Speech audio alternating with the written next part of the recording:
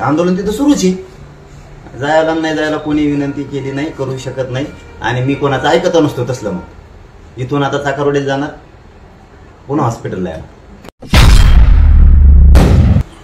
आता इथंच 9 वाजलेत आणि 10 वाजताचा अंतर याचा कार्यक्रम आहे चाकरवाडीचा.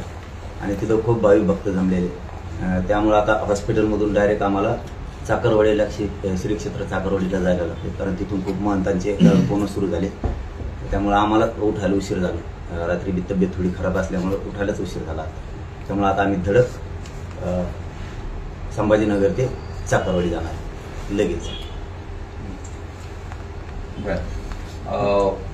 आज सरकारचं शिष्टमंडळ ओबीसीच्या नेत्यांना भेटतं आहे आणि काल तर वडेट्टीवारांचे अश्रू देखील तिथं तुमच्यापर्यंत पोहोचले असतील. या सगळ्यावर काय प्रतिक्रिया? उदय सामंत आणि गिरीश महाजन आहेत त्यांना भेटायला.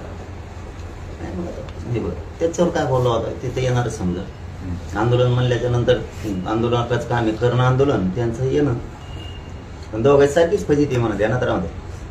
तुम्हाला फसलेले 15-20 वर्ष आम्हाला फसलेले असंच होणार आहे. आम्हाला पाणी पाहिजे ते आता तुम्हाला पाणी पाजून जाईल. पाटील साहेब, अशी चर्चा आहे की तुम्हाला विनंती करण्यात आली की तिथे ते आंदोलन सुरू आहे तर आंतरवालीचा रूट टाळा किंवा तिथे थांबू नका, असं काही तुम्हाला पुढचं काय बोलून दाखवायची गरज नाही मला. नाही तसं काहीच नाही. पण आम्हाला उशीर झालं. आंतरवाली जायला कसं कोण विनंती करणार आहे जाऊ नका म्हणून? ते कसं म्हणणार आहे? किंवा दुसऱ्या गावचे थोडेच म्हणणार आहेत इकडे जाऊ नका. त्याचा काय संबंध? आम्हालाच उशीर झाला इथं. कारण आम्ही इथं खरं तर आपलं 7ला सोडायची ठरली होती जागा. इथंच 9 वाजले तर जागेवर. आणि इथून जायला 3 घंटे लागतात चाकरवाडीला. मग आता ती किती उशीर होणार? तिथं किती भक्त ते महंत वाट बघणार. म्हणजे आमच्यासाठी वाट बघत बसायचं त्या जायचं तेवढं काय विशेष नाही. आता आंतरवालीत आम्ही रोजच येत, त्याच्यात काय एवढं विशेष? आंदोलन तिथं सुरूच आहे.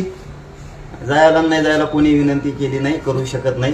आणि मी कोणाचं ऐकत नसतो तसलं. मग इथून आता चाकरवाडीला जाणार, पुन्हा हॉस्पिटलला येणार. ओबीसी आंदोलनासाठी आज आपल्या औरंगाबाद जिल्ह्यातले पण 2-3 गावं बंद आहे. म्हणजे आक्रमकता वाढत चाललेली आहे आंदोलनाची असं दिसतंय. ती त्यांचा प्रश्न आहे, आमचा नाही. आम्ही केल्यावरच फक्त जाती येते नाव दिलं जातं त्याला. त्यांनी केलं की शांतता असते, एवढाच फरक आहे फक्त. शेवटी सरकार पुरस्कृत असल्यावर तसंच असतं. मराठ्यावर अन्यायच होणार कधी पण. मराठ्यावर कधी अन्याय होणार? आता फक्त मराठा एक झालाय म्हणून आता अन्याय होत नाही मराठ्यावर. मराठ्यावर अन्याय होणार. आम्ही काही केलं की जातीवाद, त्यांनी काही केलं की जातीवाद नाही.